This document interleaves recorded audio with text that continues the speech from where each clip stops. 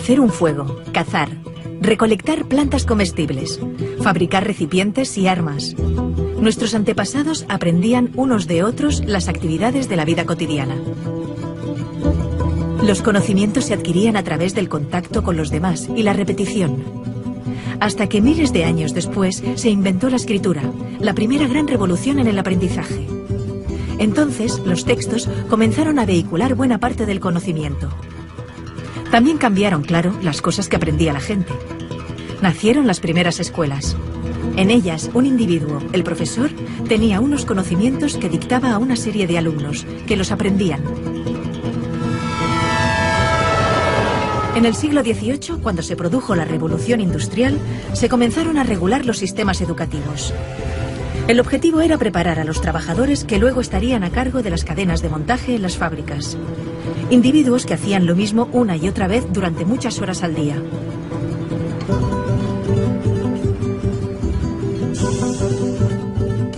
La escuela que se inventaron seguía ese patrón. Todos los niños repetían y repetían de memoria determinados conocimientos. Un proceso estandarizado y lineal, en el que les enseñaban aquellas materias que se consideraban útiles para la recién nacida economía industrial.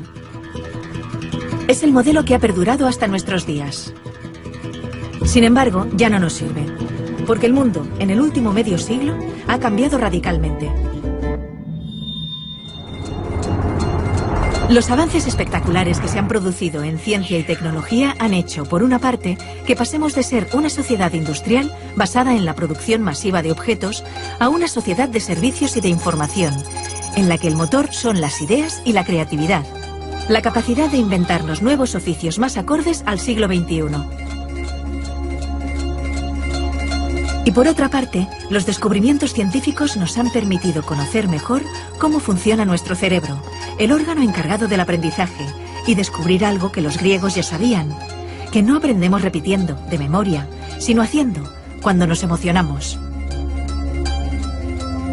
Por eso, hay que transformar la escuela de arriba a abajo. Necesitamos un sistema educativo que mediante el aprendizaje social y emocional fomente la educación personalizada, que potencie el desarrollo de cada individuo, que estimule la creatividad, la pasión, la energía, el talento. Porque nuestro futuro está lleno de nuevos retos que requerirán nuevas soluciones, y estas dependerán de cuán creativa, vital y variada sea la gente. Y también feliz. Y para ser feliz necesitamos realizarnos y desarrollarnos, descubrir y cultivar aquello que nos motiva y hace sentirnos bien. Bienvenidos a la escuela del siglo XXI.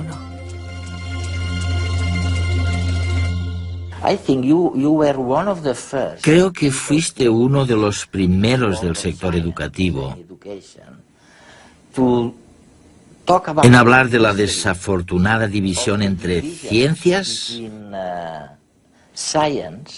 y la cultura o las artes.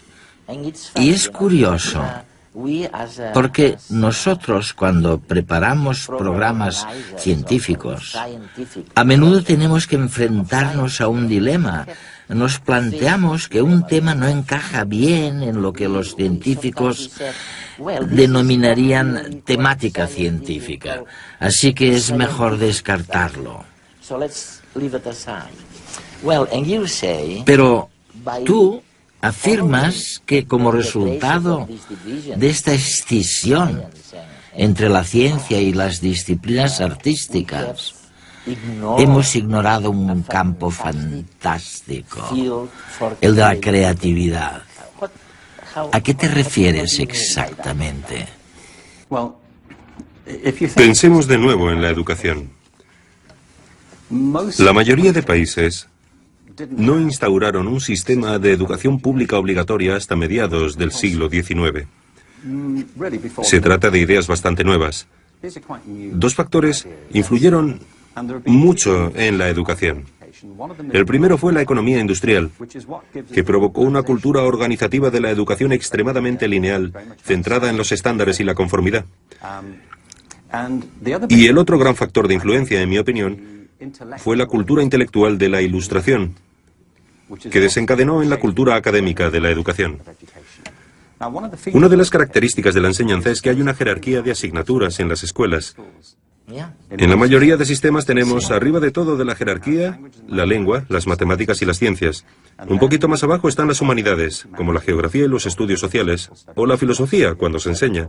Y debajo de todo están las disciplinas artísticas. Hay poquísimos sistemas educativos, no conozco ninguno de hecho, que enseñen danza con el mismo rigor y sofisticación con el que se enseñan matemáticas. ¿Por qué hay esta jerarquía? Muchos te dirán, es evidente, tiene que haber una jerarquía. ¿Pero por qué? Creo que hay dos motivos. El primero de los cuales es económico. Se cree que las materias que están más arriba en la jerarquía son más relevantes para el mundo laboral. Para encontrar trabajo. Sí. Y te encuentras con afirmaciones como, no te dediques al arte, jamás serás un artista ni te ganarás la vida con el arte. No hagas música, es muy difícil salir adelante como músico. Así que un argumento es claramente económico. Pero lo interesante es que nadie te dice, no te centres en las matemáticas, nunca serás matemático, ni tampoco, olvídate de la química, jamás serás químico. Esto se debe a que en nuestra cultura intelectual existe una asociación entre las ciencias y cierto tipo de conocimiento objetivo. Se cree que al trabajar con las ciencias, se trabaja con hechos y certeza, que son las cosas que marcan diferencias en el mundo, mientras que las disciplinas artísticas se asocian con los sentimientos y la expresión personal, por lo que están muy bien para entretenerse, pero no son importantes para la economía. La Ilustración y la Revolución Científica crearon un modelo de inteligencia y conocimiento que ha imperado en nuestra cultura. Desde entonces, el arte se ha asociado con la corriente del romanticismo del siglo XIX, con la expresión de sentimientos. Y creo que es un problema enorme, porque esto ha disociado el intelecto de la emoción. Y hemos pasado a considerar ambas cosas como separadas, en detrimento tanto de las artes como de las ciencias. La creatividad ha pasado a asociarse con lo artístico y no con lo científico, porque se cree que la creatividad tiene que ver con la expresión individual de las ideas. Yo propongo, entre otras cosas, retomar una concepción de la creatividad que nos devuelva la relación entre las disciplinas artísticas y científicas, puesto que ambas salen perjudicadas de la separación. Mientras hablabas, pensaba en el patrón que sirvió para establecer que alguien estaba en la parte adecuada del conocimiento, lo que llamamos el cociente intelectual. ¿Por qué demonios hemos creído durante tanto tiempo que la medición del coeficiente intelectual era importante para la vida económica? ¿Por qué? El cociente intelectual fue una de las nociones que surgió del crecimiento de la psicología y la sociología, de los intentos de aplicar las mismas características de las ciencias físicas a las personas. Lo importante es que había dos fuerzas. Por un lado, un verdadero espíritu de investigación, para ver si podíamos medir la inteligencia igual que medimos el movimiento de las mareas, pero también coincidió con el crecimiento de la educación pública, que requería una manera eficaz, rápida y objetiva de caracterizar a las personas para poder educarlas. Se necesitaba saber, en cierto modo, si tenían una inteligencia normal, inferior a la media o extraordinaria. Alfred Binet, cuando creó el primer test de inteligencia en París, estaba interesado en los niños con necesidades educativas especiales. Para descubrir cuáles eran sus necesidades, necesitaba tener una idea de cuál era la capacidad media. Este era el objetivo inicial. No obstante, los test de inteligencia se volvieron fundamentales para la categorización de alumnos en las escuelas públicas, pero también para la selección en el ejército. Se han convertido en un mito, me parece. Han pasado a formar parte de nuestro léxico cultural como si fueran objetivos. Una de las organizaciones más importantes que hay es Mensa, la organización de personas con cocientes intelectuales altos. Y me parece estupendo, no voy a criticar a Mensa, pero me planteo si esto es así realmente. En realidad, el test de inteligencia solamente mide la capacidad de hacer test de inteligencia. Hay personas a las que estos test se les dan muy bien.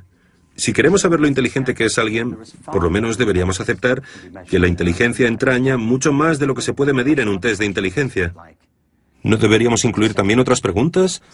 Como por ejemplo, ¿sabes componer una sinfonía? ¿Sabes interpretarla? ¿Gestionar un negocio de éxito? ¿Sabes bailar? ¿Sabes escribir una poesía que conmueva a los lectores y les haga llorar?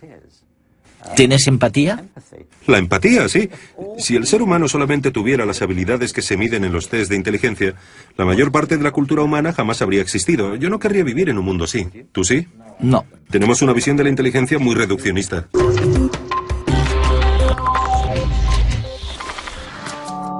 El psicólogo Mark Greenberg recordaba en redes la problemática de los profesores frente a los nuevos retos de la educación.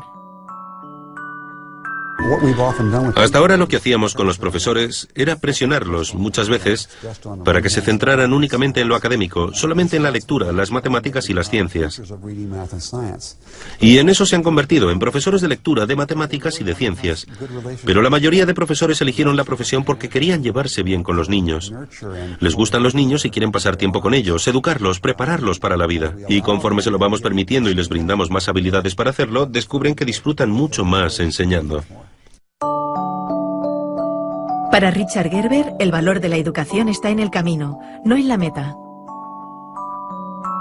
En cierto modo hemos olvidado que lo bueno de la educación está en realidad en la experiencia, en el momento, en la alegría de descubrir algo, en la satisfacción de tener una pregunta y poder buscar una respuesta, y no necesariamente en la propia respuesta. Creo que muchos niños y muchos profesores en el sistema educativo se sienten frustrados porque, por culpa de las presiones y la obsesión por los resultados, la magia del viaje se ha disipado. Me parece que este es el motivo por el que cada vez hay más niños que abandonan los estudios enseguida que pueden, porque no ven en ellos ninguna pasión, ninguna emoción. Y es a raíz de esta fijación con el destino final que ignora la alegría de lo que pasa por el camino. Pero, ¿cómo voy a estar atento en clase? Datos y datos, fórmulas, información... Si ya no me acuerdo de lo que estudié el año pasado. Que si la capital de Ecuador es Quito... Pero estoy seguro que eso está en Google. Me parece que nos enseñan igual que antes. Nos educan igual que a mis padres y a mis abuelos. Y a los padres de mis abuelos. Así es difícil estar motivado. Ahora se ha puesto de moda decir que tenemos TDA, porque creen que no atendemos en clase. Algunos niños sí que tienen un problema y les dan pastillas. ¡Todo pastillas! Pero a otros lo que nos pasa es que estamos muy aburridos. Porque con las cosas que nos gustan podemos pasarnos horas y horas. Porque en lugar de darnos pastillas, no intentan motivarnos para que seamos creativos, para que inventemos, para que soñemos, que nos den ganas de aprender. Pero si vivimos en una época súper chula, tenemos el mundo a nuestro alcance, con un clic. Yo me paso horas navegando por internet, mirando vídeos, jugando. No sé, es que en el cole me duermo. Piensen.